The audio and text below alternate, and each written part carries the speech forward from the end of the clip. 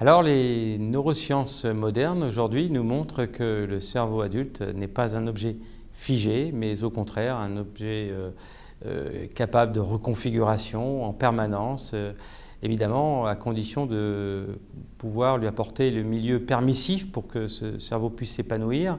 Et nous avons édicté 5 lois qui encouragent ce cerveau à se reconfigurer. La première, peut-être la plus importante, s'ouvrir toujours à la nouveauté, à la complexité du monde qui nous entoure et lui donner du sens, évidemment, à cette complexité.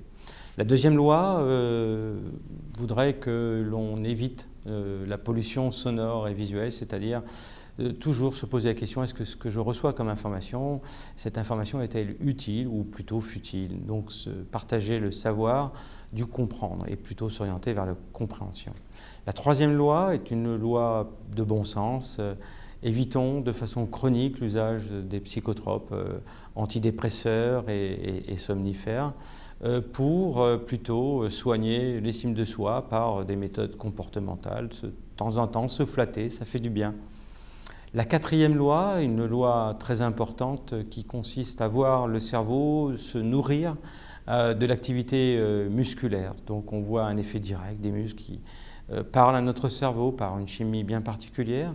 Et puis également, quand on s'impose un peu de sport alors qu'on n'a pas vraiment le temps et on joue sur l'estime de soi de nouveau, on est en train de se dire que ce qui est peut-être de plus précieux au monde, c'est nous-mêmes, c'est notre corps et notre cerveau.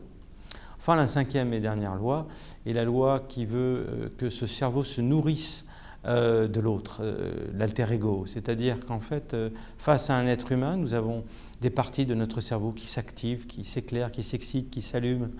Et puis, malheureusement, ces mêmes parties-là ne vont pas s'activer si l'on est face à un robot ou si on est face à notre animal de compagnie préféré. Donc, il nous faut avoir une activité mentale tournée vers l'autre pour nourrir ce que l'on va appeler l'empathie et la compassion.